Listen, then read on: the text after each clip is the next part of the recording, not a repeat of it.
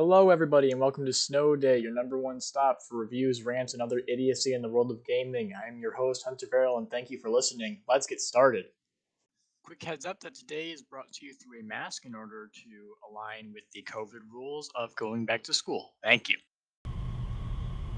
Alright, hello everyone, welcome back to Snow Day. I am your host, Hunter Verrill, and today we're going to be talking about my near end of game thoughts on Ghost of Tsushima, seeing as I am very close to the end of the game. I'm not very close, but I am making my way. The next one will probably be on my ending thoughts.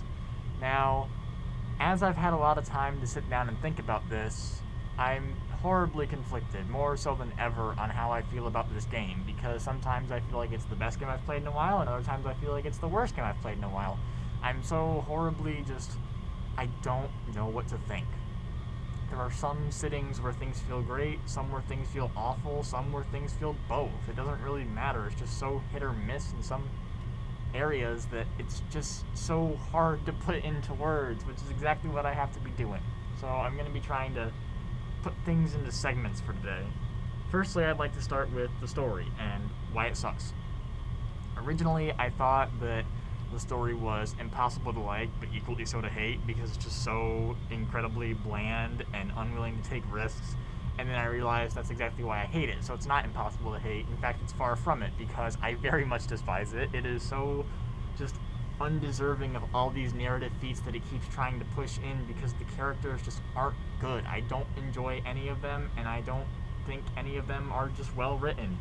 These slight heartfelt moments that occur are nice, like they're cool to see, but I don't feel anything when I'm watching them because they haven't been earned. The characters are far from fleshed out, and they're just talking like they've known each other for years. It's been maybe a few weeks.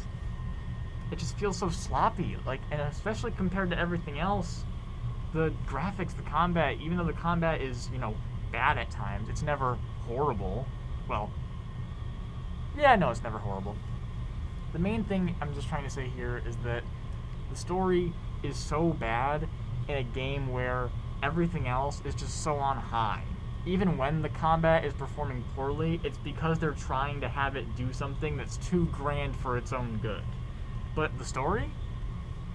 I don't know if they just put it in a corner and told it to count to 60 or something, but it's not where it needs to be. And I really hope that for the nearly guaranteed now sequel, that they're gonna do some work on that. Maybe even start again. I don't know any of these characters nearly enough to care about them if they were to be in a sequel.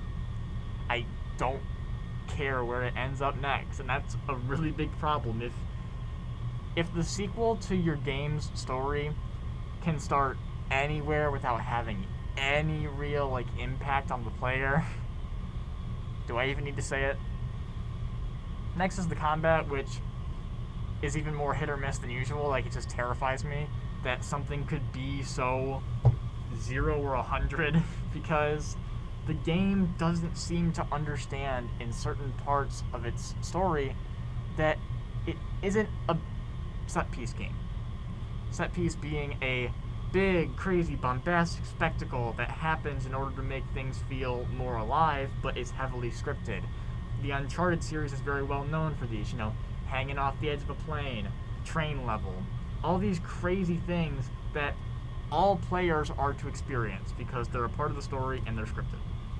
The only problem with Tsushima is it thrives on being a small, consistent title. There are two missions that I can easily compare to think about because one is everything the story mission should be, and one is everything they shouldn't. One of them, Jin and his uncle, which is maybe the only good character composition, but purely because of the message that comes with it. My one thing that I like about the story of Tsushima is the story of overcoming ideals of honor in order to do what it takes to help your friends and family. The whole point of this game is Jin Sakai going from being an honor-bound samurai to a man who will do anything to get what he wants. I think that's kind of nice. The idea that we should not be bound by tradition because it's tradition and move on to the next big thing. I think that's really important, to always move forward. But regardless, him and his uncle are fighting alongside each other through a Mongol fortress in order to help a shipment make it across the seas. Now, everything in this level is seemingly purposefully segmented, which is very much to the game's strength. The first thing you do is ambush a caravan, and you can do it in any way you please. You can step out and be like, who wishes to face me? And then stand off with some guys and then take down the rest however you find, necessary. You can stealth it, you can ambush and then fight.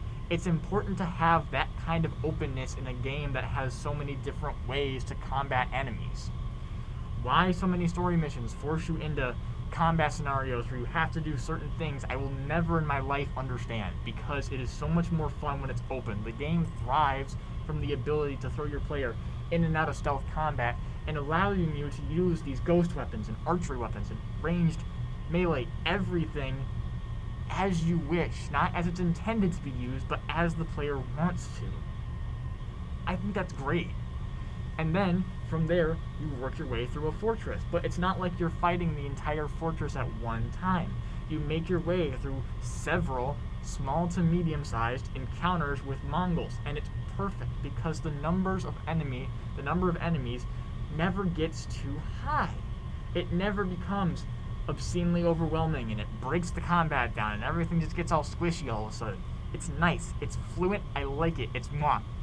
And from there, you even get to do a turret section that isn't that bad. Like, to go from all of these different combat scenarios to even having an entirely unique Hwasha sequence is great. And the story isn't even that bad. You're trying to get some guy to ship across the sea in order to ask the Shogun for reinforcements. I love it. It's great. Now let's talk about the horrible one. There's a mission. One mission later.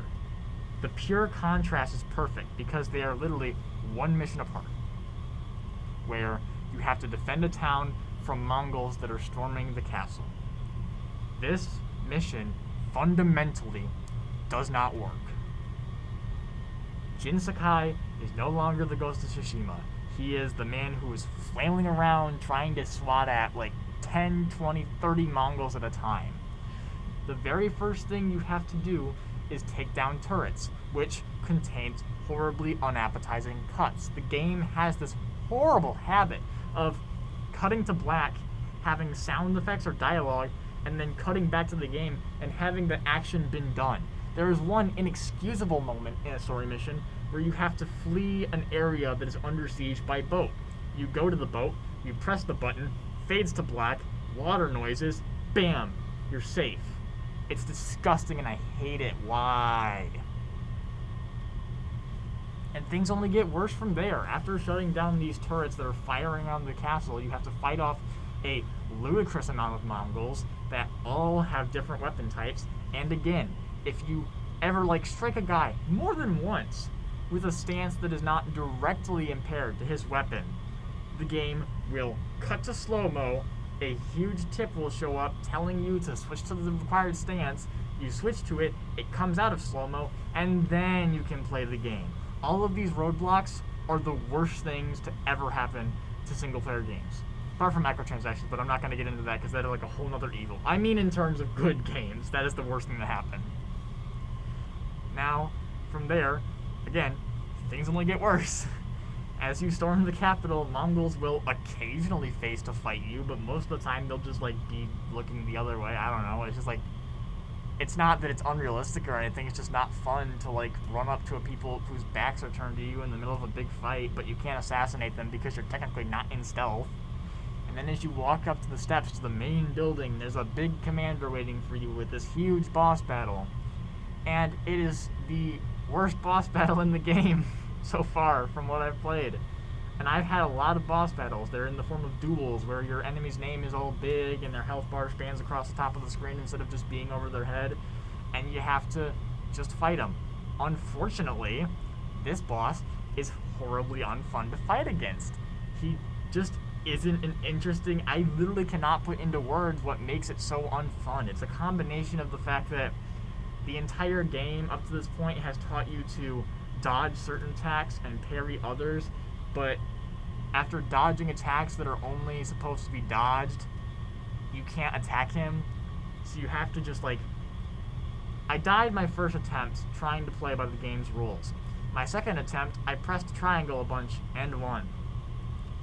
it doesn't reward strategizing. In fact, it punishes it. It rewards hitting the triangle button for a powerful attack because you can just break his guard, hit him a bunch, rinse and repeat.